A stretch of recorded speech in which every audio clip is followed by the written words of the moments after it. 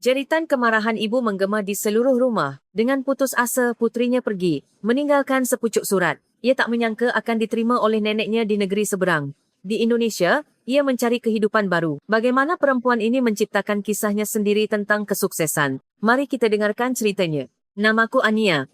Desaku adalah sebuah pemukiman terpencil 4 jam di utara Tallinn, ibu kota Estonia. Setengah tahun adalah musim dingin, dan suhu bisa turun hingga 30 grad Celcius, membekukan napas di udara. Aku bekerja di sebuah hotel tua dan bobrok. Mereka memanggilku manajer. Tapi sejujurnya, aku adalah tukang bersih-bersih, pencuci spray, dan petugas perbaikan toilet. Semua pekerjaan kotor menjadi bagianku. Gajiku sebulan 400 euro, tidak cukup bahkan untuk biaya makan sebulan di Jakarta.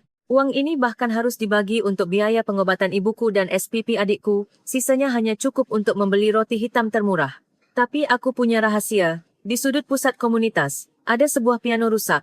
Itu satu-satunya temanku. Meskipun aku tidak pernah belajar secara formal, setiap kali aku mendengar musik klasik di radio, jari-jariku bergerak dengan sendirinya. Hanya di depan piano aku bisa melupakan lapar dan dingin. Tapi kenyataan itu kejam.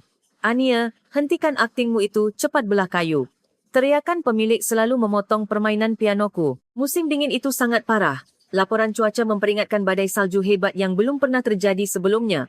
Hanya ada satu tamu di hotel, seorang backpacker dari Indonesia, namanya Marco Susanto. Ia 3 tahun lebih tua dariku. Matanya menunjukkan kerutan samar saat tersenyum, dan ia terlihat sangat baik. Marco bilang ia ingin memotret keindahan hutan pinus Estonia. Aku menasihatinya bahwa itu berbahaya, tapi ia bersikeras harus pergi sebelum besok berangkat. Akhirnya, aku setuju menemaninya. Aku mengendarai jeep tua masuk ke dalam hutan. Itulah titik balik takdir kami. Ketika kami masuk ke kedalaman hutan, langit tiba-tiba gelap. Badai salju yang kuat langsung menelan kami. Roda mobil terjebak salju, mesin meraung dan mati. Kami terperangkap di dalam mobil. Suhu turun dengan cepat, dan mobil perlahan tertutup salju. Ketakutan menyeruak. Aku pikir aku akan mati kedinginan di sini. Aku tak bisa menahan tangis. Marco melepas jaket tebalnya dan menutupi tubuhku yang menggigil. Katanya, jangan takut, tim penyelamat akan datang. Aku akan melindungimu. Bahasa Inggrisnya beraksen, tapi saat itu, kata-katanya terdengar sangat meyakinkan. Marco mengeluarkan sebatang coklat dan kopi panas dari termos di ranselnya, lalu memberikannya padaku. Dalam kegelapan yang tak terlihat tangan sendiri, kami melewati malam panjang saling menghangatkan satu sama lain. Untuk mengusir kekhawatiranku, Marco bercerita tentang keluarganya di Indonesia. Nenekku punya pabrik sambal terasi udang di Teluk Biru, Jawa. Ia pemarah, tapi masakannya adalah yang terbaik di seluruh Indonesia. Di samping pabrik, ada deretan gentong besar. Sebelum matahari terbit, nenek sudah bangun untuk memeriksanya. Mata Marco bersinar lebih terang daripada bintang di malam hari. Jika musim semi, halaman rumah nenek akan dipenuhi bunga-bunga. Indah sekali, seperti hujan salju. Kau pasti suka. Di tengah badai salju dingin Estonia, mendengar cerita tentang pelabuhan hangat di Indonesia, terasa seperti dongeng yang tidak nyata. Setelah kami bersatu di ambang kematian, ketika tim penyelamat tiba, kami sudah saling mencintai. Setelah kembali ke desa, Marco mengubah jadual perjalanannya, dan tinggal seminggu lagi. Kami berjalan di salju. Kami bersama-sama mendengarkan musik di piano rusak. Masa-masa seperti mimpi berlalu. Marco memegang tanganku yang kasar. Tangan ini seharusnya bermain piano, bukan membersihkan toilet. Aku akan membantumu mewujudkan impianmu. Ia bilang akan kembali ke Indonesia untuk mengurus pekerjaannya, mengundurkan diri, meminta izin dari orang tuanya, dan akan kembali menjemputku. Di hari perpisahan, Marco memakaikan syalnya di leherku dan memelukku erat. Tunggulah, Ania. Aku akan segera kembali. Itu adalah terakhir kalinya kami bertemu. Pada bulan pertama setelah Marco pergi, kami melakukan panggilan video setiap hari. Ia tampak sibuk, mempersiapkan entah apa. Tapi ketika Februari berlalu dan Maret tiba, pesannya semakin sedikit hingga akhirnya menghilang sama sekali. Aku mengirim pesan, tapi ia tidak membacanya. Aku menelepon, tapi yang kudengar hanyalah suara yang mengatakan tidak terhubung. Awalnya, aku khawatir sesuatu terjadi padanya. Tapi semakin lama, keputusasaan berubah menjadi rasa sakit pengkhianatan. Seorang kaya hanya mempermainkan aku, seorang gadis dari desa miskin.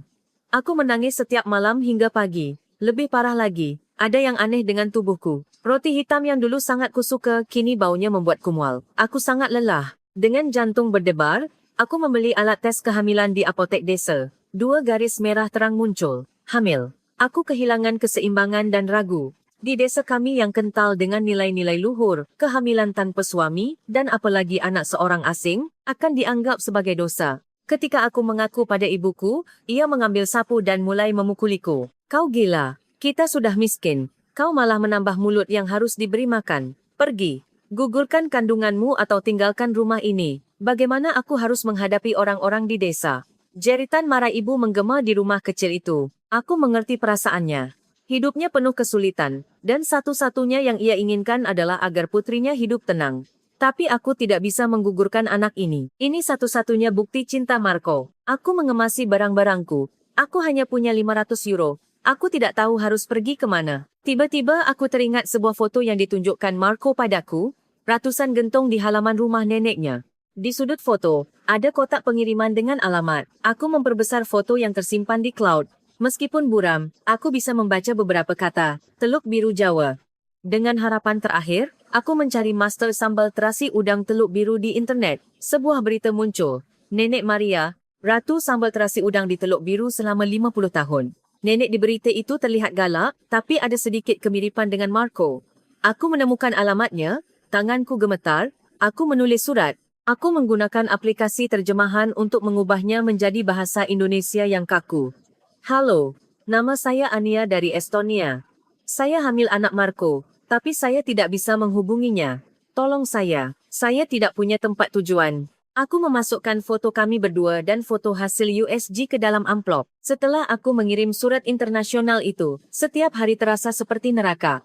Apakah aku akan menerima balasan? Bagaimana jika alamatku salah? Suatu hari, saat aku menginap di hotel murah, memakan roti keras, sebuah nomor internasional menelepon. Halo.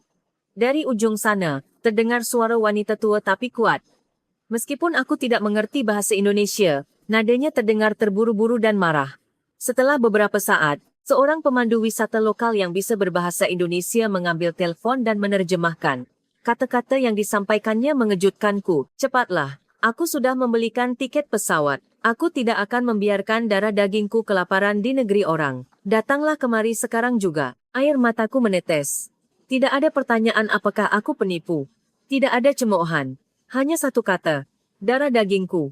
Darah itu menyelamatkanku. Beberapa hari kemudian, aku naik pesawat menuju Jakarta. Ini pertama kalinya aku naik pesawat. Awan di luar jendela terasa seperti masa depanku yang tidak pasti. Aku takut. Bagaimana jika aku mengecewakan nenek saat ia melihatku? Bagaimana jika Marco benar-benar tidak menginginkanku? Tapi demi anak dalam kandunganku, aku harus kuat. Pesawat mendarat di Bandara Soekarno-Hatta. Aku naik bus dan berguncang selama 5 jam sebelum tiba di Teluk Biru. Saat aku tiba, matahari terbenam berwarna merah jingga memantul di laut. Keindahan Teluk Biru sungguh menakjubkan. Ini benar-benar berbeda dari laut dingin dan abu-abu Estonia. Laut di sini biru dan hangat, udara berbau garam. Di terminal bus, nenek dari foto berdiri. Tubuhnya kecil, rambutnya ikal, mengenakan rompi kerja biru, dan bibirnya terkatup rapat. Ia tampak garang. Aku gemetar mendekat dan memperkenalkan diri. Halo Nenek Maria Susanto. Ia tidak bicara. Ia hanya menatapku dari ujung kepala hingga kaki. Tatapannya begitu tajam. Aku ingin lari. Orang-orang di sekitar menatapku, dengan rambut pirang dan mata biru. Tiba-tiba, nenek memegang tanganku. Tangannya kasar seperti kulit pohon. Tapi kehangatannya secara mengejutkan menyentuh hati. Kau pasti lelah. Kau datang jauh. Kau lapar. Meskipun aku tidak begitu mengerti bahasa Indonesia, aku merasakan kepedulian yang tersembunyi dalam suaranya yang kasar. Nenek mengambil koperku. Gerakannya secepat anak-anak. Ikutlah, ayo pulang dan makan. Rumah nenek berada di bukit dengan pemandangan laut. Di halaman luas berlantai bata ratusan gentong besar berjejer. Secantik yang dikatakan Marco seperti prajurit yang menunggu inspeksi. Dari sudut halaman, tercium bau sambal terasi udang yang kuat. Ini tidak membuat mual, malah memiliki bau segar yang khas. Di sini kamarmu. Rapikan barang-barangmu. Mandi dan keluarlah untuk makan. Kamar yang diberikan nenek kecil tapi bersih. Spray putih berbau matahari. Kamar itu hangat, seolah-olah melelehkan tubuhku yang sudah lama membeku. Ini benar-benar berbeda dari kamar dingin di Estonia. Setelah beberapa saat, nenek membawakan meja dengan makanan, nasi hangat, soto ayam mengepul dengan kuah jahe, berbagai lauk, dan ikan goreng. Bumbu berwarna merah jingga terasa asing. Tapi ketika ku cicipi, air mataku tiba-tiba menetes. Karena ngidam, aku tidak bisa makan dengan baik selama beberapa hari. Tapi masakan nenek membangkitkan nafsu makanku. Aku terus makan. Nenek diam-diam memperhatikanku. Setelah itu ia meletakkan sepotong besar ikan ke mangkukku. Makanlah lagi. Orang yang makan untuk 2 nyawa tidak boleh kurus begitu. Malam itu aku tertidur pulas. Dalam mimpiku Marco tersenyum. Tapi keesokan harinya, ujian kenyataan yang sesungguhnya dimulai.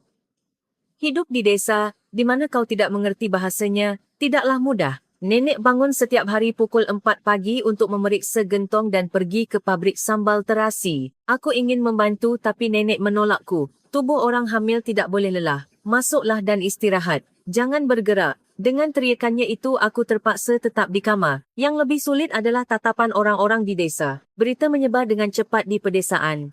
Dalam 3 hari, seluruh desa tahu bahawa ada wanita asing hamil di keluarga Susanto. Ku dengar ada wanita asing di keluarga Susanto. Perutnya sudah besar. Di mana ayahnya? Bukankah Marco belajar di luar negeri? Mungkin ia melakukan hal bodoh di luar. Asing, pirang dan mata biru tidak mengerti bahasa Indonesia. Bagaimana mereka akan hidup dengan itu? Di pasar atau toko kelontong, setiap kali aku keluar, aku mendengar bisikan-bisikan. Beberapa bahkan berpikir aku mungkin dibeli dari Rusia. Kata-kata seperti itu terasa seperti pisau yang menusuk hatiku. Tapi aku pura-pura tidak mengerti. Menunduk dan berjalan cepat. Dadaku sesak. Aku tidak bisa bernapas. Seandainya Marco ada di sini, setidaknya aku punya tempat bersandar. Tapi ia masih tanpa kabar. Setiap kali aku bertanya pada nenek, ia menghindar. Marco sedang perjalanan bisnis. Sangat sibuk. Tidak bisa dihubungi. Tunggu saja. Aku merasa ada yang tidak beres. Tapi aku tidak punya pilihan selain mempercayai nenek. Satu-satunya yang mendukungku adalah perlindungan nenek. Suatu kali, aku pergi ke pasar untuk berbelanja. Seorang pedagang menghampiriku dan bertanya macam-macam. Kau bisa bicara bahasa kami? Dari mana kau? Di mana Marco? Kenapa kau tidak bersamanya? Aku gemetar. Aku tidak bisa bicara. Pedagang itu berteriak kepada orang-orang di sekitar. Nenek Susanto ini sungguh membawa orang asing entah dari mana ke rumah mereka. Apa Marco sudah gila? Saat itu nenek menerobos kerumunan orang. Ia memegang bawang bombay dan melemparkannya ke meja pedagang. Apa kau tidak bisa bicara dengan nenek ya? Ia istri cucuku, menantuku. Siapapun yang bicara buruk tentang menantuku tersayang, aku akan sumpal mulutnya dengan bawang. Jeritan marah nenek membungkam seluruh pasar. Tidak ada yang berani menjawab. Nenek dengan marah menarikku keluar dari pasar. Tangannya berkeringat. Setelah kami keluar dari pasar, nenek memegangku erat. Jangan takut. Kau tidak melakukan kesalahan apapun. Kau istri cucuku dan kau membawa cucu buyut yang berharga. Berjalanlah dengan kepala tegak. Siapapun yang bicara buruk, gunakan namaku, mengerti? Saat itu, di belakang nenek, aku tidak bisa menahan air mata. Ini pertama kalinya aku merasakan perlindungan yang kuat di negeri asing. Bahkan ibuku di Estonia tidak memberiku dukungan seperti ini. Cinta kasar nenek menjadi kekuatanku untuk bertahan hidup. Waktu berlalu, perutku membesar, musim semi tiba di Teluk Biru. Di waktu luangku, aku berusaha keras belajar bahasa Indonesia dan mulai membantu pekerjaan nenek. Meskipun aku tidak bisa mengangkat beban, aku bisa memilih bahan dan menyeka gentong. Awalnya, nenek masih meneriakiku, jangan bergerak. Tapi ketika ia melihat aku menyeka gentong dengan hati-hati hingga berkilau, ia diam-diam tersenyum. Kau bergerak cepat, kupikir orang asing tidak teliti. Satu pujian dari nenek membuatku merasa seperti memenangkan dunia. Suatu sore, nenek pergi ke pusat komunitas. Aku sedang membersihkan rumah. Aku tidak sengaja masuk ke kamar nenek. Saat membersihkan lantai, aku melihat sebuah amplop jatuh dari sudut lemari. Penerima adalah nenek dan pengirimnya adalah Rumah Sakit Militer Pusat Gatot Subroto. Jantungku tiba-tiba berdebar. Rumah sakit? Marco bilang ia sudah mengurus dinas militernya. Kenapa ada surat dari Rumah Sakit Militer? Aku gemetar mengambil amplop itu. Tiba-tiba aku mendengar suara pintu terbuka. Ania, apa yang kau lakukan di kamarku? Suara nenek menggema. Ia bahkan tidak melepas sepatunya. Ia bergegas dan merebut amplop itu dari tanganku. Wajahnya pucat, bibirnya gemetar dan ia panik menyembunyikan surat itu di belakangnya. Perasaan buruk merayap di punggungku. Nenek, apa maksudnya rumah sakit? Marco, apakah ia terluka? Apakah sesuatu terjadi? Tanyaku terburu-buru dalam bahasa Indonesiaku yang kaku. Nenek terdiam lama, menarik napas dalam-dalam dan kemudian ambruk di lantai. Tubuhnya yang kecil tampak begitu lemah. Ania, dengarkan aku. Jangan panik. Suara nenek yang gemetar mengatakan kebenaran. Setelah Marco kembali ke Indonesia untuk mempercepat kepulangannya kepadamu, ia sukarela bergabung dengan program militer. Ia ingin segera menyelesaikan masalah dinasnya, tapi terjadi kecelakaan saat latihan granat, kakinya terluka parah. Dokter bilang sarafnya rusak. Mungkin ia tidak bisa berjalan normal seumur hidup. Suara nenek melemah. Ia ada di rumah sakit sekarang. Ia sudah dioperasi 3 kali. Marco tidak ingin aku memberitahumu. Katanya ia sudah lumpuh. Ia tidak ingin menyeretmu. Ia menyuruhku menunggumu dan setelah kau datang, suruh kau kembali ke Estonia. Ia terus memintaku. Maafkan aku nak. Pandanganku kabur. Kakiku lemas. Aku duduk di lantai. Jadi itu sebabnya ia menghilang. Bukan karena ia berubah pikiran, tapi untuk melindungiku. Ia sendirian menderita keputusasaan di ranjang rumah sakitnya. Sendirian dan berusaha mendorongku pergi. Rasa sakit karena ia mungkin tidak bisa berjalan seumur hidup merobek hatiku. Nada marah nenek di telepon saat itu bukanlah penolakan kepadaku, melainkan rasa sakitnya untuk cucunya dan keinginan untuk menjagaku. Nenek, aku harus melihatnya. Aku harus pergi ke rumah sakit. Tidak. Ia tidak bisa melihatmu dalam keadaan seperti itu sekarang. Kau hanya akan lebih terluka. Kembali saja ke Estonia. Aku akan membelikanmu tiket pesawat. Anak itu, jika kau tidak bisa menghidupinya, aku yang akan mengurusnya. Nenek menyeka air matanya dan menggeleng. Tapi aku tidak bisa mundur. Tidak, aku akan pergi. Apa masalahnya jika kakinya terluka? Aku bisa menjadi kakinya. Yang kucintai adalah dia, bukan kakinya. Kita punya anak dalam kandunganku. Kita adalah keluarga. Kumohon bawa aku. Aku memegang tangan nenek yang kasar dan memohon dengan sangat. Marco melindungiku di badai salju. Sekarang giliranku untuk melindunginya. Tangisanku juga membuat nenek ambruk. Kami berpelukan dan menangis. Baiklah, besok kita naik taksi ke Jakarta. Kita akan mengunjungi anak bodoh itu. Malam itu aku tidak bisa tidur. Di luar jendela, laut Teluk Biru berwarna biru gelap di bawah bulan. Gentong-gentong di halaman mengeluarkan suara samar di terpa angin. Aku keluar ke halaman. Di sudut, di mana barang-barang tua menumpuk, ada sebuah piano tua tertutup terpal. Mungkin ini milik Marco saat ia kecil. Aku mendekat dan melepas terpalnya. Debu tebal. Perlahan kubuka dan menekan sebuah tuts. Ding! Suaranya sumbang. Sedikit sakit di telinga, tapi jelas di malam hari. Suara ini mengingatkanku pada piano rusak di pusat komunitas di Estonia dan impian yang terkubur karena kemiskinan. Aku tidak tahu kenapa, tapi suara ini memberiku keberanian. Marco, tunggu aku. Aku akan datang dan tidak akan pernah lagi membiarkanmu sendirian. Aku mengelus perutku yang membesar dan mengambil keputusan. Di negeri asing ini aku akan berjuang sekuat tenaga dengan dukungan nenek anak dalam kandunganku dan piano yang kembali kutemukan ini. Ini adalah harapanku. Besok, aku akan menemui Marco. Apapun yang terjadi padanya, aku siap menjadi ibu yang kuat dan menantu Indonesia yang bangga. Awal kisahku yang sebenarnya adalah besok. Keesokan harinya, pagi-pagi sekali, aku dan nenek naik bus menuju Jakarta. Matahari bersinar di luar jendela, tapi hatiku terasa seperti mencari di kegelapan. Bus tua berguncang, getaran itu terasa seperti ritme berdebar di dadaku. Nenek memegang tanganku erat. Kehangatan dari telapak tangannya yang kasar menahanku yang hampir ambruk. Ia melihat keluar jendela dan menarik napas dalam-dalam. Lalu, ia berpura-pura tenang dan mengelus punggung tanganku dengan jempolnya yang kasar. Penghiburan tanpa kata itu adalah satu-satunya sandaranku. Setelah perjalanan 5 jam, kami tiba di Rumah Sakit Militer Pusat Gatot Subroto. Bau disinfektan menyengat. Kami berjalan di koridor panjang dan tiba di pintu kamar 505. Tanganku memucat di kenop pintu. Aku menarik napas dalam-dalam dan mendorong pintu. Kamar itu sunyi, tirai bangsal tertutup, penuh dengan suasana yang memilukan. Marco terbaring di tempat tidur di samping jendela. Ia lebih kurus daripada saat kami berpisah di Bandara Estonia. Selang infus terpasang di seluruh tiang. Ia melihat keluar jendela. Saat mendengar suara langkah kaki kami, Marco menoleh. Ketika ia melihatku, matanya melebar, gemetar seperti jangkrik. Ania, nenek, Marco membuka mulutnya dengan tidak percaya. Lalu ia panik dan menarik selimut untuk menutupi kakinya. Ia menunduk dan berteriak, pergi kalian sekarang juga, kenapa kalian datang? Kenapa? Suaranya bukan marah, tapi jeritan keputusasaan. Ia tidak ingin orang yang dicintainya melihat dirinya yang terpuruk. Ia tidak ingin menjadi beban. Rasa sakit karena membenci diri sendiri dan kesedihan bercampur menjadi penderitaan. Nenek mendekat dan menampar punggungnya 3 kali. Kau ini, anak muda, istrimu datang dari jauh, kau malah sok jual mahal, kau malah mengusir orang. Teguran nenek tidak membuat Marco mengangkat kepalanya. Bahunya gemetar, ia menangis. Perlahan aku mendekatinya. Tanganku yang gemetar memegang tangannya yang memegang selimut. Marco mencoba mendorongku. Tapi aku tidak melepaskannya. Marco, lihat aku. Ini aku, Anya. Anya yang kau selamatkan di badai salju. Perlahan ia mengangkat kepalanya. Wajahnya penuh air mata, tapi matanya masih jernih. Anya, mungkin aku tidak bisa berjalan lagi. Mungkin aku akan memakai kursi roda seumur hidup.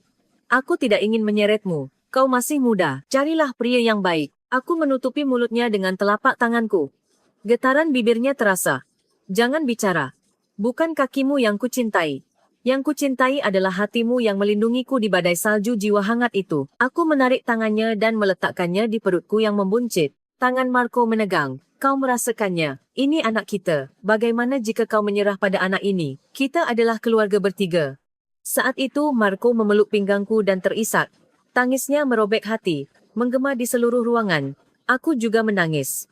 Nenek juga menangis.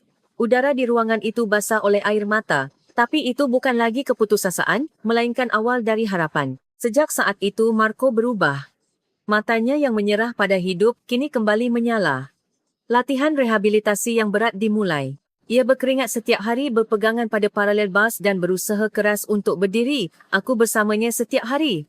Berdoa untuknya. Nenek menyewa apartemen dekat rumah sakit dan membawa sup ayam setiap hari. Aku dengan perut besar tetap di samping Marco. Doktor bilang ini keajaiban. Kekuatan keluarga sungguh luar biasa. Setelah 3 bulan, Marco tidak lagi menggunakan kursi roda, hanya tongkat ketiak. Meskipun belum sempurna, ia sudah bisa keluar kamar sendirian. Kami kembali ke Teluk Biru. Teluk Biru tampak lebih bersinar dari sebelumnya. Di akhir musim kemarau, aku melahirkan seorang bayi laki-laki yang sehat. Kami menamainya Bayu, berharap ia akan luas seperti langit dan diberkati Tuhan. Setelah Bayu lahir, suasana rumah berubah total. Sepanjang hari, nenek memeluk cucu buyutnya, tertawa tanpa henti. Karena menjadi ayah, Marco berusaha lebih keras dalam rehabilitasi. Sekarang giliranku. Aku tidak ingin menjadi orang asing yang hanya menerima bantuan. Aku ingin melakukan sesuatu untuk keluarga ini.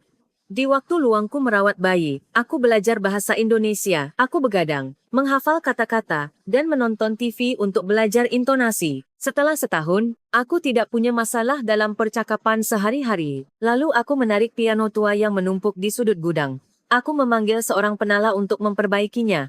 Aku menyeka debunya. Suatu sore, setelah Bayu tidur, aku duduk di depan piano. Jari-jariku mengingat semuanya. Nocturne Chopin dan suara ombak di laut Teluk Biru bercampur dan menggema di halaman. Nenek yang sedang menyeka gentong dan Marco yang sedang berlatih berjalan berhenti dan memperhatikanku. Ketika lagu selesai, nenek membuka mulutnya lebar-lebar. Ya Tuhan, menantu kita. Jari-jarinya kesurupan setan apa? Kenapa bermainnya begitu indah? Marco bertepuk tangan. Anya, kau hebat. Kenapa kau menyia-nyiakan bakat seperti itu? Karena dorongan mereka, aku memberanikan diri ikut kontes bakat komunitas yang diadakan di Bogor. Aku mengenakan pakaian lama. Tapi ketika aku meletakkan jari-jariku di tuts, aku adalah bintang paling terang. Ketika permainanku selesai, penonton bertepuk tangan sangat keras. Aku memenangkan hadiah pertama dan 20 juta rupiah. Tapi yang lebih membuatku senang daripada hadiah adalah orang-orang di desa yang mengacungkan jempol mereka. Menantu asing itu benar-benar hebat bermain piano. Tatapan yang dulu penuh cemoohan, kini berubah menjadi hormat. Berita menyebar, sekolah musik mengundangku menjadi guru, tapi aku menolak. Aku memutuskan untuk membuat ruang kelas piano kecil di sudut pabrik sambal terasi nenek. Ku beri nama Anias Piano. Awalnya, hanya ada 2 anak sebagai murid, tapi aku mengajar dengan sepenuh hati. Dan dari mulut ke mulut menyebar. Bahkan anak-anak dari desa tetangga pun datang. Tapi aku tidak berhenti. Sambal terasi udang nenek enak, tapi penjualannya bermasalah. Hanya menyebar di pasar dan ke pelanggan lama. Aku memutuskan untuk menggunakan keahlianku di Estonia. Aku belajar edit video sederhana. Setiap malam aku merekam proses pembuatan sambal terasi nenek. Setelah diedit aku menambahkan musik pianoku sebagai musik latar. Sambal terasi udang top grade dihiasi melodi piano. Video dengan konsep unik itu meledak di media sosial. Bagian komentar menyala. Ternyata elegan sekali membuat sambal terasi udang. Keren sekali menantu asing yang bisa bermain piano itu. Makudaraku. Pesanan membanjiri. Department store di Jakarta mengundang kami untuk mengadakan pop-up store. Setiap hari pesanan pengiriman membludak. Nenek melihat printer yang terus mengeluarkan formulir pengiriman. Apa ini semua uang? Apa dunia benar-benar sudah berubah? Kami sangat bahagia. Marco juga terinspirasi. Ia mengambil lisensi pengolahan hasil perikanan dan secara resmi bergabung dengan bisnis keluarga. Nenek, Marco, Bayu dan aku. Keluarga kami sudah lengkap. Aku fikir hidup sudah penuh dengan sinar matahari, tapi kenyataan tidak semudah itu. Semakin terang cahaya, semakin dalam bayangan. Aku belum memahami prinsip ini saat itu. Krisis datang tanpa peringatan. Semuanya dimulai dengan Pak Lurah Budi Santoso. Pak Lurah Santoso adalah orang berpengaruh di desa. Kerana nenek yang keras kepala selalu menolak setiap kali ia mencoba menarik biaya perlindungan atau dana pembangunan atas nama Asosiasi Pengolah Hasil Laut, ia sudah lama menyimpan dendam. Ketika ia mendengar sambal terasi nenek terkenal dan menghasilkan banyak uang, mata serakahnya langsung tertuju pada keluarga kami. Suatu hari, Pak Lurah Santoso datang dengan sepatu mengkilap, ditemani dua pria berjas. Nenek Susanto, apakah kalian sudah kaya? Itu kabar baik untuk desa ini. Wajahnya berminyak, senyumnya palsu. Nenek yang sedang merapikan udang mengerutkan kening. Apa kau tidak ada pekerjaan? Aku sedang sibuk. Wajah Pak Lurah Santoso berubah masam. Ia meludah ke tanah dan menunjukkan warna aslinya. Wanita tua, aku sudah bicara baik-baik padamu, tapi kau malah sombong. Dua orang ini dari Dinas Kesihatan Pemerintah Daerah. Ada yang melaporkan bahawa pabrikmu ilegal. Orang asing membuat makanan tanpa izin dan bahkan menjualnya di internet. Apa kau tahu hukum? Aku gugup. Marco keluar, berpegangan pada tongkat ketiaknya. Pak Lurah, kalian sudah kelewatan. Kami terdaftar secara resmi dan membayar pajak. Di mana kami ilegal? Pak Lurah Santoso melihat Marco dan kakinya yang lumpuh, lalu menyeringai. Marco, kakimu sudah membaik. Hukum, kau tahu, tergantung bagaimana kau menjelaskannya. Rumah batu tua ini membuat makanan. Apakah ini melanggar standar sanitasi? Wanita asing itu, apakah ia punya sertifikat kesehatan? Apakah visa kerjanya legal? Ia mulai mencari celah. Sejujurnya, di pedesaan, ada area abu-abu dalam pembuatan saus buatan tangan. Tapi jika diseriusi, ada beberapa celah. Itulah yang digunakan Pak Lurah Santoso. Orang-orang dari Dinas Kesehatan mulai menempelkan segel merah di setiap gentong. Dilarang menjual hingga investigasi selesai. Semua disita. Ini bukan hidupku, jangan kalian sentuh. Nenek berteriak, mencoba melindungi gentong-gentong itu. Petugas mencoba menariknya. Marco menghalangi tubuhnya, tapi Pak Lurah Santoso menendang tongkat ketiak Marco. Marco kehilangan keseimbangan dan jatuh ke tanah dengan keras. Marco, aku berteriak dan bergegas membantunya. Wajah Marco penuh lumpur dan bibirnya berdarah karena ia menggigitnya. Melihatnya begitu, darah kembali mengalir di tubuhku. Pak Lurah Santoso membungkuk menatap Marco yang terbaring. Ia menyeringai. Aku masih bisa memberikan 30% keuntungan kepada Asosiasi Pengolah Hasil Laut untuk dana pembangunan, dan aku akan menyelesaikan masalah kalian dengan Pemda. Jika tidak, apa kau pikir ada yang bisa kau lindungi? Kau lumpuh. Kebenaran terungkap, ia ingin mencuri uang kami. Dada nenek naik turun, tiba-tiba ia memegang jantungnya dan kesulitan bernapas. Kalian berdebah. Wajah nenek memucat seperti kertas dan kemudian ia ambruk di lantai. Halaman menjadi kacau. Ketika Pak Lurah Santoso melihat nenek ambruk, ia ketakutan dan mundur. Tapi sebelum pergi, ia masih meninggalkan kata-kata buruk. Jika kalian tidak memindahkan peralatan besok, tunggulah untuk digugat. Mereka pergi, meninggalkan segel merah di seluruh tempat, sambal terasi yang terguling, dan nenek yang terbaring di tanah. Ambulan tiba. Nenek dibawa. Marco penuh lumpur merasa sangat bersalah. Ini salahku. Aku tidak berguna. Aku lumpuh makanya aku ditindas. Makanya nenek terluka. Ia meninju kakinya menghukum diri sendiri. Aku memegang tangannya untuk menghentikannya. Tapi di dalam diriku, ada api yang menyala. Doktor bilang nenek mengalami infak miokard akut, serangan jantung.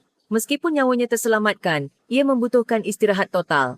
Tapi besok, pabrik akan ditutup. Semua pesanan harus dibatalkan dan dikembalikan dananya. Telepon untuk pengembalian dana tidak henti-hentinya. Bagian ulasan online dibanjiri komentar buruk. Pabrik sambal terasi dengan masalah sanitasi, kelompok penipu yang menggunakan emosi nenek untuk mengambil uang, menantu asing itu, ternyata ia yang menyebarkan berita palsu Pak Lurah. Berita ini menyebar seperti virus, Anies Piano, sambal terasi udang Nenek Maria, semua yang kami bangun dengan susah payah runtuh seperti istana pasir. Keesokan harinya, Pak Lurah Santoso kembali. Kali ini, ia ditemani beberapa preman dan sebuah truk. Marco, kau sudah memutuskan. 5% dari keuntungan, tanda tangani kontrak sekarang. Aku akan membantumu mencabut perintah penutupan dari Pemda. Nenek tidak akan bisa bangkit lagi. Kau tidak bisa menopangnya sendiri. Berikan saja padaku. Ia ingin mengambil puluhan tahun hidup nenek. Tidak akan terjadi. Pergi, Marco berteriak marah, berpegangan pada tongkat ketiak, tapi Pak Lurah Santoso menyeringai. Ini bukan filem. Pabrik kalian sekarang disebut struktur ilegal dan bisa dihancurkan. Aku belum memanggil Bekhu untuk menghormati kalian. Jika kalian tidak menandatangani kontrak sampai besok, tunggulah semuanya diratakan di sini. Anak buahnya berjalan menuju sudut halaman, tempat piano tertutup terpal. Sampah apa ini? Kayu bakar. Singkirkan saja sampah tua ini. Jangan kau sentuh. Aku bergegas dan menghalangi piano. Itu impianku. Janji kami berdua. Harapan rumah ini. Tapi preman itu dengan kasar mendorongku. Aku jatuh. Lututku robek dan berdarah. Aniel. Marco mencoba datang, tapi preman lain merebut tongkat ketiaknya dan melemparnya. Marco kehilangan dukungan dan jatuh tengkurap di lumpur. Pak Lurah Santoso berdiri di depan kami, tersenyum seolah menang. Begitu saja. Kan, semuanya akan baik-baik saja jika kalian bekerja sama. Tanda tangani sampai besok. Jika tidak, Bekhu akan meratakan semua ini. Ia menginjak tongkat ketiak Marco dan pergi. Kami yang terbaring di tanah tidak bisa bicara. Bayu menangis di dalam rumah. Gentong-gentong dengan segel merah diam. Pianoku dihina. Nenek di rumah sakit. Kaki Marco terluka. Pianoku diambil. Hukum, kekuasaan, orang-orang di desa, tidak ada yang berpihak kepada kami. Air mataku sudah habis. Ini lebih dingin dan lebih menakutkan daripada badai salju di Estonia. Dinding di segala arah. Tidak ada jalan keluar yang bisa ditemukan. Marco menangis di tanah. Seandainya aku kuat, bagaimana sampah seperti itu berani melakukan ini? Tangisnya menggema di halaman. Tapi satu-satunya yang menjawab adalah angin dingin. Aku memeluk lututku yang berdarah. Aku melihat diriku di pecahan gentong yang rusak. Rambutku berantakan. Mataku penuh ketakutan. Apakah impian kebahagiaan yang kutemukan di Indonesia sudah berakhir? Apakah akan berakhir di sini? Dari kejauhan, kudengar suara mesin truk Pak Lurah Santoso. Apakah semuanya benar-benar akan berakhir besok? Ketakutan mencekik leherku. Aku kesulitan bernapas. Seolah-olah aku sendirian dalam dinginnya badai salju di Estonia. Duduk di lumpur. Aku menatap matahari yang tak kenal ampun. Marco menahan tangisnya memecah kesunyian. Setiap kali bahunya gemetar. Rasanya seperti hatiku ditusuk. Darah yang menetes dari lututku mengering di kaus kaki. Tapi rasa sakit ini tidak berarti dibandingkan dengan kenyataan. Gentong-gentong dengan segel merah itu seperti tahanan yang menunggu hukuman. Di dalamnya adalah 50 tahun hidup nenek. Keringat Marco yang ingin bangkit, dan doaku yang berjuang hidup di negeri asing ini, dan semua itu akan dilenyapkan oleh Bekhu besok. Aku tidak akan membiarkannya. Aku tidak tidur sepanjang malam. Ketika matahari terbit, aku mengambil keputusan. Aku tidak bisa mundur. Tempat yang nenek perjuangkan untuk lindungi di ranjang rumah sakitnya, rumah yang Marco ingin lindungi dengan kakinya yang lumpuh. Aku tidak bisa memberikannya kepada orang-orang berdebah itu. Aku meninggalkan catatan di samping Marco yang sedang tidur. Aku mengambil pakaian terbaik di dalam lemari dan memakainya. Meskipun tua, aku ingin membangun kembali martabat yang telah dihina.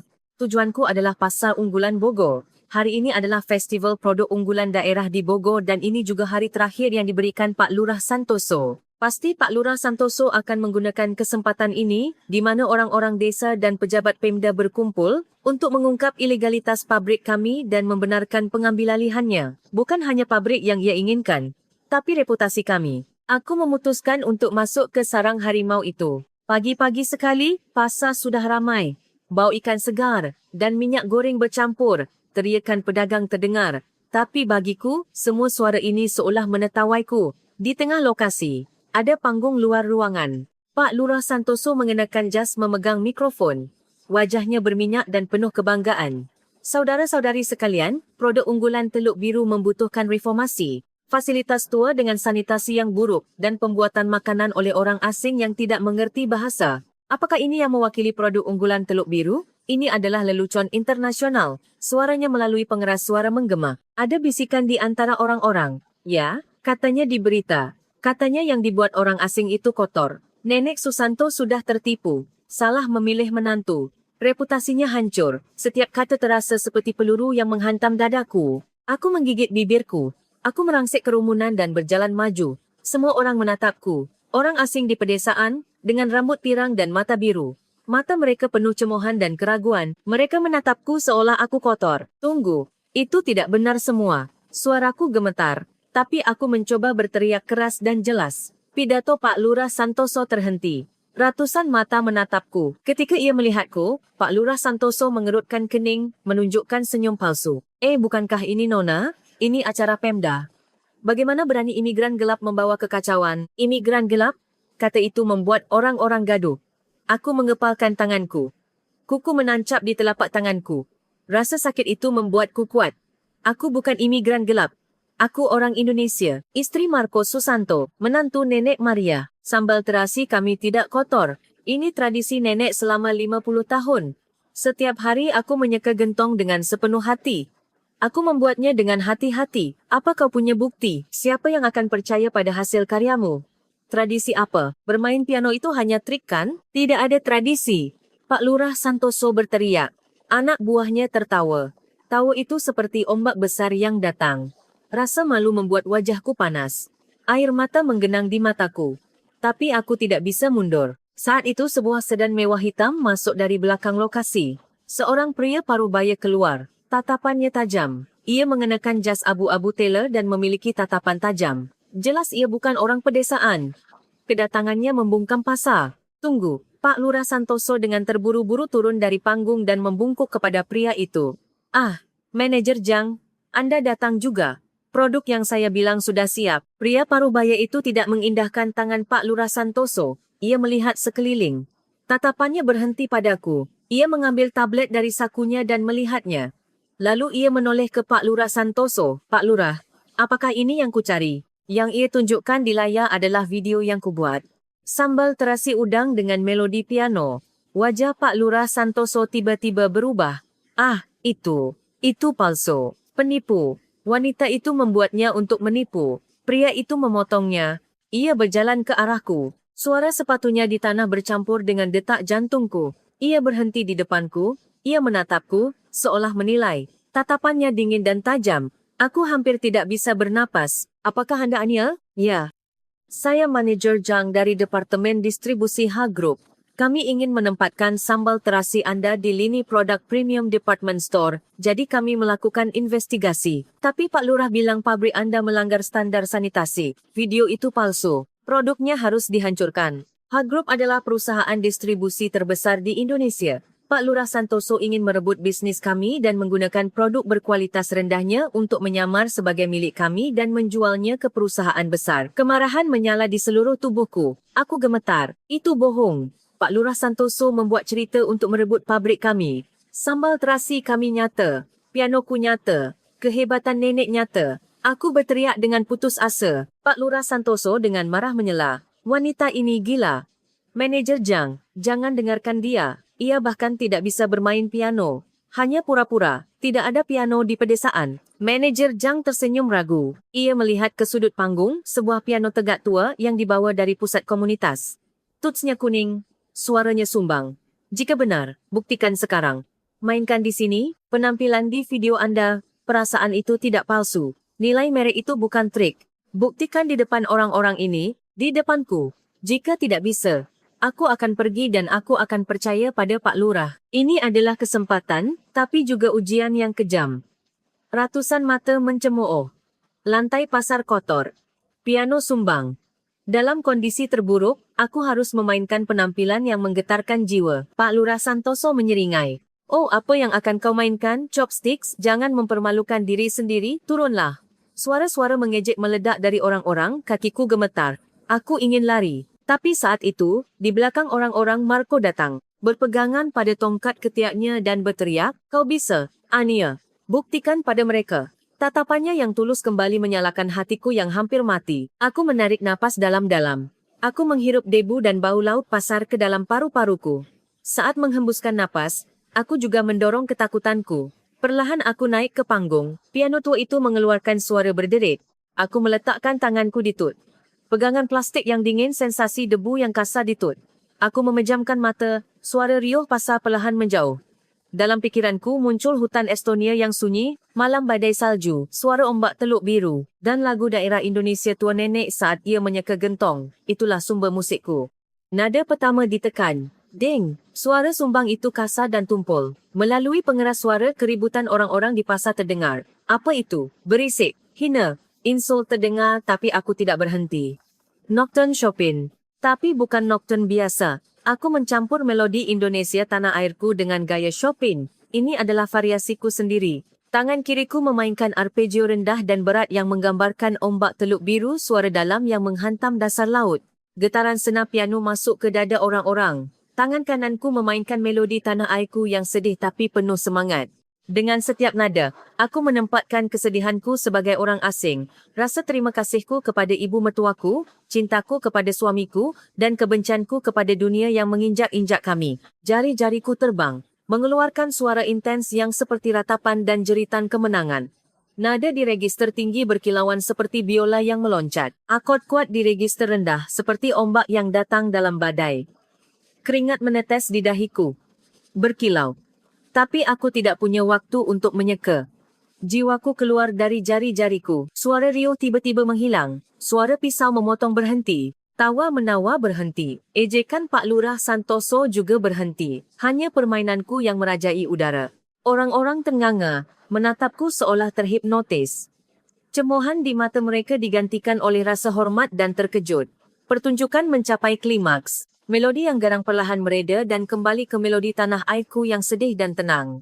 Nada terakhir, si tertinggi ditekan perlahan. Ding. Suara itu menggema di udara melalui pengeras suara. Aku meletakkan tanganku di piano. Bernapas dalam-dalam, membungkuk, keringat dan air mata bercampur. Menetes di piano. Keheningan yang sempurna. Tempat itu, di mana ratusan orang berkumpul, sunyi mencekam. Hanya terdengar suara bendera yang berkibar tertiup angin. 1 detik, 2 detik, 3 detik. Momen singkat itu terasa abadi. Aku mengangkat kepalaku dan menatap penonton. Clap, clap. Keheningan pecah. Manager Zhang, pria dingin itu, menunjukkan tatapan serius dan perlahan bertepuk tangan. Suara itu menjadi sinyal, waktu yang tertunda kembali mengalir. Wow! Orang-orang berteriak. Pedagang di pasar mengeluarkan kekaguman dan mulai bertepuk tangan. Pak Lurah Santoso ternganga, tidak percaya, dan mundur. Marco, berpegangan pada tongkat ketiak, terisak. Ini bukan hanya penampilan. Ini adalah deklarasi kemenangan, sebuah catatan air mata yang ditulis oleh seorang menantu dengan seluruh tubuhnya melawan prasangka. Di hadapan bakat luar biasa, batas, ras dan prasangka kehilangan kekuatan. Ini adalah momen pembuktian. Manager Zhang menoleh ke Pak Lurah Santoso dan berbicara dengan dingin. Pak Lurah, apakah ini yang Anda sebut palsu? Saya kira Anda yang palsu. Awal pembalikan telah dimulai. Tepuk tangan manager Zhang seperti suar yang meledakkan sorakan. Sorakan. Seperti ombak besar. Menggema di pasar. Suara yang sangat besar itu membuat telingaku pengang. Lantai pasar sedikit bergetar karena hentakan kaki orang-orang. Getaran itu merambat ke telapak kakiku, kembali menyalakan hatiku yang membeku. Pandanganku kabur. Tapi dalam penglihatan yang kabur itu, wajah Pak Lurah Santoso yang berubah pucat pasi terlihat jelas. Bibirnya gemetar. Ia mundur seperti melihat hantu. Perlahan manajer Zhang berjalan ke arah Pak Lurah Santoso. Suara sepatunya menghantam tanah. Setiap suara membuat bahu Pak Lurah Santoso membungkuk. Manajer Zhang menatap Pak Lurah Santoso dengan tatapan dingin. Ia menggosok debu di bahu Pak Lurah seolah mengusir serangga. Pak Lurah, apakah ini yang Anda sebut penipuan? Penampilan yang menggetarkan jiwa ini juga palsu? Suara manajer Zhang rendah. Tapi kemarahan di dalamnya cukup untuk menekan seluruh lokasi. Pak Lurah Santoso berkeringat deras, mengatakan omong kosong. Ah, itu, manajer Zhang, itu trik saja. Pemasaran emosional. Ada berita bahawa wanita itu pernah bermain di bar sebelumnya. Suara melengking terdengar. Pedagang ikan tak bisa menahan diri melemparkan ikan tuna ke kaki Pak Lurah Santoso. Kau binatang. Apa kau masih manusia? Dari mana kau mendapatkan cerita itu? Kami semua melihat. Setiap hari anak itu menyeka gentong, merapikan udang. Kami semua melihat. Teriakan pedagang itu meledakkan kemarahan tertahan orang-orang seperti gunung berapi. Betul Pak Lurah. Kau ingin merebut pabrik mereka dan kau malah melaporkan ke Pemda. Apa kau pikir kami tidak tahu? Memalukan. Kau mempermalukan seluruh desa. Orang-orang menunjuk Pak Lurah Santoso dan berteriak. Kemarahan orang-orang seperti batu yang menghancurkan dinding yang dibangun Pak Lurah Santoso dengan keserakahannya. Wajah Pak Lurah Santoso memerah. Ia mencari celah untuk bersembunyi. Menunduk seperti prajurit yang kalah dan menghilang di antara orang-orang. Punggungnya bukan lagi seorang pemimpin yang kuat, melainkan seorang pengecut yang lebih buruk daripada lumpuh. Manager mendekatiku. Ia mengulurkan tangannya. Telapak tangannya hangat dan kering. Nona Anya, penampilan anda hari ini lebih jujur daripada penampilan apapun yang pernah saya dengar. Group tidak hanya mencari rasa yang enak, tapi juga cerita yang bisa menggetarkan hati pelanggan. Piano anda. Kehebatan ibu mertua anda, Dan kisah keluarga ini adalah nilai sempurna yang dicari merek kami. Ia mengambil kartu nama dari sakunya dan menyelipkannya ke tanganku. Tepi kartu menusuk telapak tanganku. Perasaan itu memberitahuku bahwa ini bukan mimpi. Besok, kami akan menandatangani kontrak secara resmi. Masalah sanitasi, Departemen Hukum dan Peralatan kami akan membantu menyelesaikannya. Orang-orang seperti Pak Lurah Santoso tidak akan lagi memiliki kesempatan untuk mengganggu. Kami adalah dukungan kuat Anda. Kakiku lemas dan aku hampir berlutut. Marco bergegas memelukku. Bau lumpur dan garam laut bercampur di tubuhnya. Tapi saat ini, itu adalah bau terharum di dunia. Air matanya menetes di wajahku. Hangat. Terima kasih Ania sungguh. Terima kasih. Kau yang menyelamatkan kami. Kami berpelukan erat. Bukan lagi air mata kesedihan, melainkan air mata kebahagiaan karena akhirnya kami bisa bernapas lega. Sore itu juga, kami bergegas ke rumah sakit. Kami mendorong pintu. Aku melihat nenek terbaring dengan masker oksigen. Dalam beberapa hari, ia tampak lebih kurus. Ketika aku melihat wajah nenek, hatiku terasa seperti dicubit. Perlahan aku memegang tangan nenek. Tangan kasar itu telah berjuang dengan udang seumur hidup. Sidik jarinya sudah habis. Aku menempelkan tangannya ke wajahku dan berbisik, "Nenek, bangun, kita menang. Orang jahat sudah pergi. Perusahaan besar akan menandatangani kontrak dengan kita. Gentong-gentong tidak akan diganggu lagi." Air mataku menetes di tangan nenek. Saat itu jari-jari nenek sedikit gemetar. Kelopak matanya yang berat perlahan terbuka. Tatapannya yang kabur berhenti padaku dan Marco. "Nenek, apakah Anda sadar?" Bibir nenek bergerak di bawah masker oksigen. Aku mendekatkan telingaku. Suaranya lemah dan serak. Apakah gentong-gentong baik-baik saja? Di ambang kematian, ia masih bertanya tentang gentong-gentong. Bukan anaknya, bukan dirinya sendiri. Perasaan itu membuatku terpaku. Aku mengangguk keras. Aku memegang tangan nenek erat. Baik-baik saja, tidak ada yang rusak. Semuanya baik-baik saja. Kita akan kaya, nenek. Air mata menetes dari sudut mata nenek, mengalir di kerutan wajahnya. Ia berusaha tersenyum. Senyum itu lebih berharga daripada kontrak bernilai jutaan rupiah. Ini adalah deklarasi kemenangan keluarga kami. Seminggu kemudian, dengan dukungan He Group, renovasi pabrik dimulai. Gudang tua dirobohkan. Peralatan moden dan higienis masuk. Halaman lumpur dipasang keramik bersih. Area gentong dipasang atap kaca. Kami bisa mengelola saus kapanpun cuaca. Momen paling membahagiakan adalah hari ketika orang-orang Pemda datang untuk mencabut segel merah di gentong-gentong. CCNZ. Segel dicabut. Setiap segel yang dicabut terasa seperti sepotong beban di dadaku yang diangkat. Saat aku menyeka bekas lem, aku merasa bahwa kami telah mencapai kebebasan sejati. Waktu berlalu cepat. Setahun telah berlalu. Anias Piano XO sambal terasi udang sudah ada di department store di seluruh Indonesia dan menjadi merek high-end terlaris. Topel saus dengan kode QR musik pianoku menjadi hadiah populer. Kami sudah kaya. Marco menjalani rehabilitasi intensif di rumah sakit di Jakarta. Kini ia tidak lagi membutuhkan tongkat ketiak. Ia sudah bisa berjalan normal hanya dengan tongkat biasa. Bayu berlarian di halaman, menjadi bayangan nenek. Tapi ada satu lubang di hatiku yang tidak bisa kupenuhi, yaitu ibuku di Estonia. Setelah aku diusir dari rumah karena kehamilan, kami kehilangan kontak. Meskipun aku berpikir untuk menjemputnya setelah aku menghasilkan uang, kesibukan menjadi alasan. Alasan sebenarnya adalah ketakutan. Bagaimana jika ibuku masih belum memaafkanku? Suatu hari, Marco memberiku tiket pesawat, Jakarta Tallinn Estonia, pulang pergi. Ayo Ania, jemput ibu. Ia perlu melihat kesuksesanmu. Kekhawatiran Marco membuatku terharu. Aku memeluknya erat. Beberapa hari kemudian, kami berdiri di depan rumah tua kami di Estonia. Rumah kayu tua yang kutinggalkan dalam badai salju setahun lalu masih ada di sana. Tanganku gemetar mengetuk. Setelah beberapa saat, pintu terbuka. Ibuku. Dalam setahun, ia terlihat lebih tua dan kurus. Ketika ibuku melihatku, keranjang di tangannya jatuh. Anakku, ibuku berlari dan memelukku. Bau asap dan keringat yang familiar menyengat. Maafkan aku anakku. Aku gila saat itu. Kemiskinan membuatku gila. Aku tidak ingin kau mengalaminya juga, makanya aku kejam. Maafkan aku. Aku memeluk ibuku, menangis seperti anak kecil. Kemarahan dan kerinduan yang terkumpul mencair seperti salju. Marco berdiri di samping, memeluk bahu ibuku, berbicara dalam bahasa Inggrisnya yang kaku. Ibu, kami terlambat. Maafkan kami. Sekarang, ikutlah kami ke Indonesia. Kami membawa ibuku ke Indonesia. Ketika kami mendarat di Bandara Soekarno-Hatta, mata ibuku membelalak melihat gedung-gedung tinggi dan lampu-lampu megah. Ketika ia melihat laut biru dan rumah mewah kami di Teluk Biru, ia tidak bisa percaya. Tapi momen paling menyentuh adalah pertemuan mereka berdua. Nenek, yang duduk di kursi panjang di depan pintu, langsung berdiri melihat ibuku. Kedua ibu, yang tidak mengerti bahasa satu sama lain, berdiri berhadapan. Wanita dari desa Estonia dan Ratu Teluk Biru. Lingkungan dan bahasa mereka berbeza. Tapi tangan kasar yang mempertaruhkan hidup untuk anak-anak mereka sama.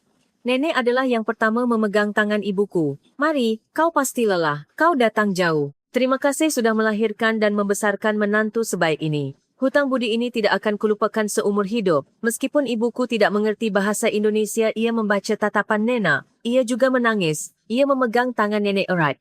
Membungkuk sebagai rasa terima kasih. Malam itu, kami mengadakan pesta besar di halaman. Nenek memasak soto ayam, ibuku memasak hidangan tradisional Estonia, bau soto dan rebusan hidangan ajaib bercampur di meja. Bayu berlarian di antara nenek dan neneknya bermanja-manja dan tertawa tanpa henti. Saat aku makan, aku meletakkan sumpitku dan mengukir adegan itu dalam pikiranku. Rasanya seperti mimpi. Aku, yang hampir mati kedinginan di badai salju, kini makan bersama kedua ibuku, suami dan anakku di bawah matahari yang hangat. Kenyataan terasa seperti keajaiban. Setelah makan malam, saat matahari terbenam, aku duduk di depan piano. Matahari terbenam merah Teluk Biru memberi warna emas pada halaman. Nenek dan ibuku duduk bersebelahan, minum kopi. Marco, memangku Bayu, menatapku. Aku meletakkan tanganku di tuts. Sekarang, aku akan memainkan Amazing Grace. Setiap nada mengingatkanku pada ujian yang telah kulalui, dinginnya Estonia yang menusuk, 2 garis di tes kehamilan, ketakutan di negeri asing, cemuhan orang-orang, dan keputusasaan ketika gentong-gentong dihancurkan. Tapi semua penderitaan menjadi jalan menuju kebahagiaan saat ini. Aku, yang seperti gurun. Marco menjadi hujan. Nenek menjadi tanah subur, kini aku adalah pohon yang berakar kuat, menghasilkan musik yang indah. Ketika penampilan selesai, ibuku dan nenek bertepuk tangan bersamaan. Tepuk tangan mereka lebih terang dan lebih hangat daripada sorakan kompetisi mana pun. Marco mendekatiku, meletakkan tangannya di bahuku. Kau bahagia? Aku tersenyum cerah dan mengangguk. Sangat bahagia. Musim dingin dalam hidupku sudah berakhir. Bersamamu. Setiap hari adalah musim semi. Angin membawa bau garam laut, bau sambal terasi udang yang kuat, dan bau sama piano. Kini aku mengerti, hidup bukanlah badai pasir yang tidak pasti. Terkadang kau akan tersesat, tapi jika kau tidak menyerah dan terus maju, ada laut biru yang menunggu. Aku Anya, bukan lagi gadis miskin di Estonia. Aku adalah menantu yang melindungi ratusan gentong di Teluk Biru. Seorang istri tercinta dan seorang pianis yang mewujudkan impiannya. Apakah anda sedang melewati masa sulit sekarang? Apakah anda merasa berada di terowongan gelap tanpa melihat jalan keluar? Tapi ingatlah, setelah fajar paling gelap, matahari paling terang akan bersinar. Sama seperti keajaiban yang datang kepadaku, ada pembalikan yang bersinar menunggu dalam hidup anda. Semoga kisah ini menjadi sedikit hiburan dan harapan dalam lelah anda. Terima kasih telah mendengarkan cerita yang sangat panjang ini. Subscribe, like, dan komentar tulus anda adalah berkat besar bagiku. Semoga jalan anda di masa depan penuh bunga.